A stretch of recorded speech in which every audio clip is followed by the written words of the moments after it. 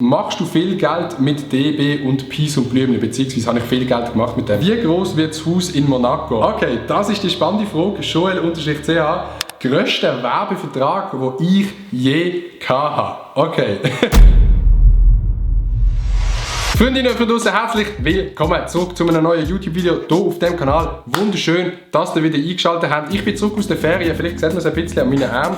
Ich bin ein bisschen braun geworden. Mission failed. We'll get them next time. Ich bin Cannes, ich bin Nizza, ich bin Monaco, also Südfrankreich, Côte d'Azur. Wunderschön gewesen, sehr schöne Zeit. Ich habe mir eine kleine Auszeit genommen von YouTube, TikTok und allem. Die Aktiven von euch, die haben es in der Insta-Story gesehen. Ich habe noch ein paar nice Insta-Stories gemacht. Ich bin fresh zurück am Stiesel, kann man sagen. Aber bevor wir zum Video kommen, wollte ich noch mal ganz kurz Danke sagen für den Support in letzter Zeit. Sei es auf YouTube, sei es auf Insta oder sei es auf TikTok. Es ist wirklich crazy. Auf TikTok habe ich jetzt 350'000, auf Insta habe ich 20'000 knackt. Aber wenn ihr noch nicht gefolgt habt, könnt ihr reinfolgen, @aditotoro. Und hier auf YouTube habe ich 40'000 knackt. Fast jedes Video macht 3000 Likes. Merci vielmals. Es ist wirklich nice! Und ich wollte euch noch ganz kurz etwas fragen. Und zwar habe ich wieder Bock, um ein bisschen mehr Vlogs zu machen. Also nicht lustige Vlogs, sondern einfach Alltag-Vlogs. Vlogs aus meinem Alltag, was ich mache mit Kollegen, dies, das. Ich habe mega Bock drauf. Schreibt mal in den Kommentaren, ob ihr auch Bock drauf habt, wenn ich so Vlogs mache. Höchstwahrscheinlich werden die meisten von euch jetzt Ja schreiben. Aber ich habe gedacht, ich frage euch einfach mal, sollte ich mehr vloggen? Ja oder nein? Nur geredet jetzt, wir kommen zum Video. Und zwar habe ich euch auf Insta gefragt, dass ihr mir ein paar Fragen fragen, beziehungsweise Fragen stellen logischerweise, und ich tue die jetzt hier beantworten in dem Video. Es sind ein paar ernstere Fragen, es ist jetzt wirklich nicht ein Video, wo ich bei jeder Frage einen Joke mache. Wirklich nicht. Holt euch ein bisschen Popcorn, ich mache ein bisschen chillige Musik hinten dran und dann machen wir ein nice kleines Q&A. Und wir droppen gerade rein mit einer Frage, die geisteskrank viele Leute die ganze Zeit stellen. Und zwar, Adi, hast du eine Freundin, oder wie die Nati selber gefragt hat, hättest du momentan gerne eine Freundin? Das ist ein bisschen eine andere Frage, darum finde ich die noch sehr nice. Das ist ohne Scheiß eine gute Frage. Ich glaube, gerade in dieser Position und in dieser Lebenssituation, wo ich bin mit YouTube, all dem, was ich rundum mache, hat es relativ wenig Zeit für eine Freundin. Das klingt jetzt zu dumm. Viele von euch denken, ey, Adi macht das hauptberuflich, du hast so viel Zeit zum Chillen. Es ist gar nicht so, ich mache recht viel. Für eine Freundin hat es höchstwahrscheinlich schon Zeit, aber weil YouTube momentan einfach meine größere Priorität ist und weil ich meine letzte Freundin verloren habe, weil ich YouTube über sie gestellt habe, denke ich, ist es momentan recht gut, dass ich keine Freundin habe und ich habe wirklich nicht das große Bedürfnis nach einer Freundin. So, Nadia Elena fragt, wann machst du endlich die Schnauze weg? Das hier ist der Schnauz, der wunderbare Schnauz, und es ist echt lustig, wie sich so die Meinungen zum Schnauz verändert haben. Am Anfang haben es gefühlt wirklich alle komplett scheiße gefunden, jetzt findet es jeder scheiße. Nein, ich finde den Schnauz recht nice, Leute. Schreibt mal in den Kommentaren, wie mir der Schnauz steht. Ich habe gerade eine gute Schnauzform, würde ich sagen. Er ist gerade gut trainiert. Und weg kommt er in nächster Zeit auf jeden Fall nicht. Wenn du dein jüngere Du treffen würdest, was würdest du dir für einen Tipp geben? Was würde ich mir selber für einen Tipp geben in der Vergangenheit? Ich würde mir selber sagen, yo, du nicht so lange an Entscheidungen nachdenken, sondern mach es einfach. Sei es mit YouTube anfangen, wo ich so lange rausgezögert habe, weil ich Angst hatte, dass irgendwelche Leute aus der Schule irgendetwas sagen.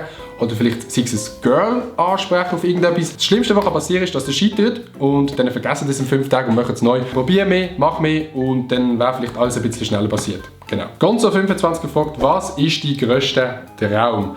Mein grösster Traum ist, dass ich später einen Job machen kann, der mir Spass macht, wo ich gerne angehe und wo ich nicht das Gefühl habe, dass ich jetzt wirklich arbeiten muss, aber auch einen Job, der mir finanziell sicher etwas bringt, weil ich bin nicht ein Mensch, der gerne mit finanzieller Angst lebt. Also ich finde es eigentlich scheiße, wenn ich immer so im Kopf muss haben, habe ich jetzt genug Geld, habe ich jetzt genug Geld. Ich habe es gerne, wenn ich weiss, mein Einkommen ist einigermaßen sicher. Ich bin zwar nicht angestellt, ich bin selbstständig momentan, aber momentan ist das nicht schlecht, aber später, wenn man in einer eigenen Wohnung wohnt, wenn sich sonst das Leben irgendwie verändert, dann will man auf jeden Fall finanziell abgesichert sein. Ich habe ein besseres Leben, wenn ich finanziell abgesichert bin. Darum ist mein grösster Traum, dass ich einen Job habe, der mir mega Spass macht, in der Medienbranche, Film, Fernsehen, irgendetwas in die Richtung und natürlich nicht allzu schlecht verdienen. Ich sage das offen und ehrlich, ich finde das nice. Okay, das ist eine echt grosse Frage, und zwar von der Jasmin.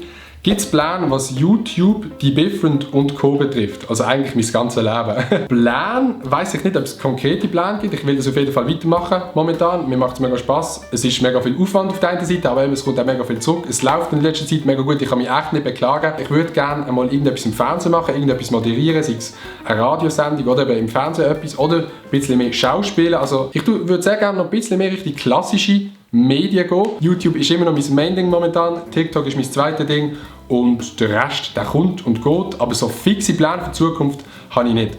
Aber ich will auf jeden Fall mehr Abos haben als der Mark Galaxy.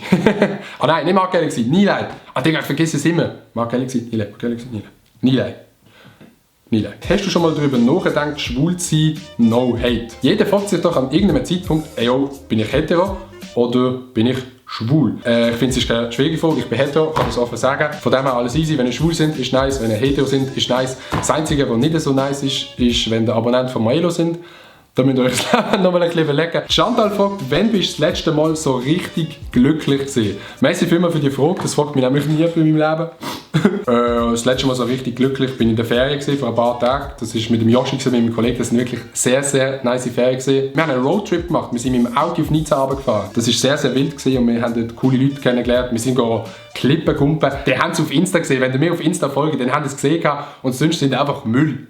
So ist es einfach. Der Raffi Lehnherr fragt, hast du schon mal gekifft? Die Frage habe ich auch ein paar Mal bekommen und ab und zu schreiben mir Leute auf Insta, ey, du kiffst doch eh und so. Aber, Leute, ja, ich habe es schon ausprobiert, ich habe es schon ein paar Mal gemacht, ich finde es eigentlich gar nicht so nice. Für mich ist Kiffen schlimmer als Alkohol. Jetzt kommen Haters in den Kommentaren und schreiben so, aber für mich ist Kiffen schlimmer als Alkohol. Es gibt mir nicht so mega viel.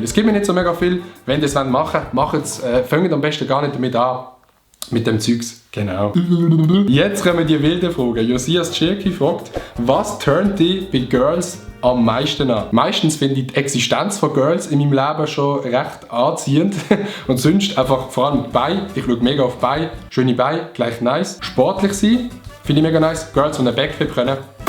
Wenn Girls einen Backflip können, sehr nice. Also, Frauen, schaut, dass sie schöne Beine haben. Diana Bühler 24 fragt, machst du viel Geld mit DB und Peace und Blümchen? Beziehungsweise habe ich viel Geld gemacht mit dem. Ich habe ja Kleider rausgebracht, ich habe eine Kollektion gedroppt und noch einen Nachdrop gemacht. Sie sind beide ausverkauft gesehen. Und da könnte man sich natürlich denken, boah, der Adi, das ist der Richie Dude, der Flex. Ich kann euch offen und ehrlich sagen, wie viel ich mit dem Ganzen verdient habe. Und das sind ca. 500 bis 600 Franken.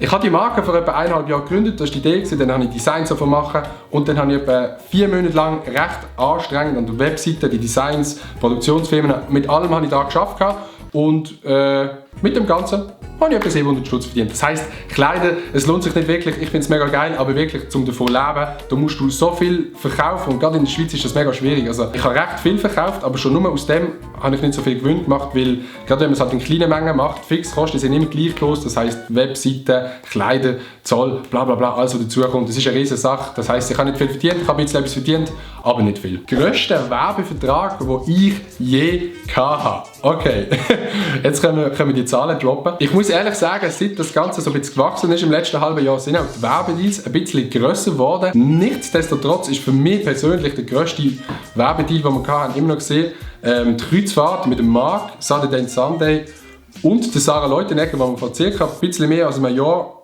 gemacht haben. Da sind wir von Miami auf St. Martin und auf Kuba gefahren, glaube ich. Das war sehr nice gewesen. Und darum würde ich sagen, für mich auch die grösste, wie jetzt geheißen? Genau, darum ist das für mich auch der grösste Werbevertrag gewesen. Der Schneider-Tizian fragt, wie groß wird das Haus in Monaco? Das ist, weil ich eine Insta-Story gemacht habe, wo ich geschrieben habe, dass ich nicht mehr zurück in die Schweiz komme, aber ist natürlich nicht ernst gemeint gewesen. Ich bin echt hier daheim angekommen und dann bin ich in so einer wieder daheim sein Depression. Kate, kennt ihr das, wenn du aus der Ferien heimkommt und dann kommt ihr in die Schweiz und dann merkt ihr, dass das Wetter so scheiße ist. Jetzt draußen ist es einfach wieder bewölkt. In Südfrankreich einfach wunderschönes Wetter und ich bin gerade so in einer Depression, dass ich gerade einen kleinen Hate auf die Schweiz habe, obwohl die Schweiz auch mega schön ist. Sehe ich so aus, als hätte ich das Geld, um in Monaco ein Haus zu bauen. Da müsste ich ganz ein bisschen mehr die different Sachen verkaufen.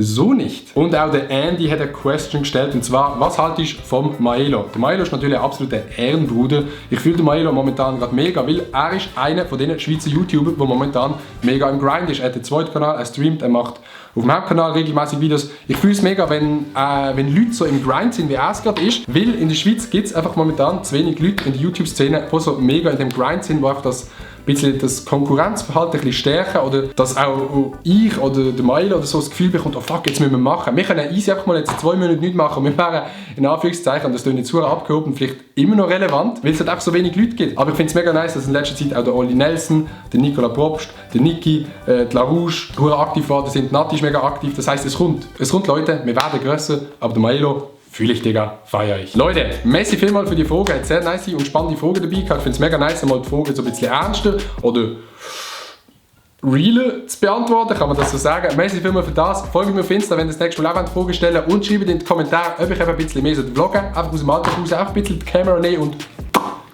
Yo! Schreibt das auf jeden Fall mal in die Kommentare. Gebt dem Video kein Like, tönt kein Abo und tönt die Glocke auf jeden Fall nicht abonnieren, weil das ist ganz böse. Ich würde sagen, wir sehen uns nächsten Sonntag wieder bei einem neuen Video. Ich bin dann mal raus. Peace und Blümli!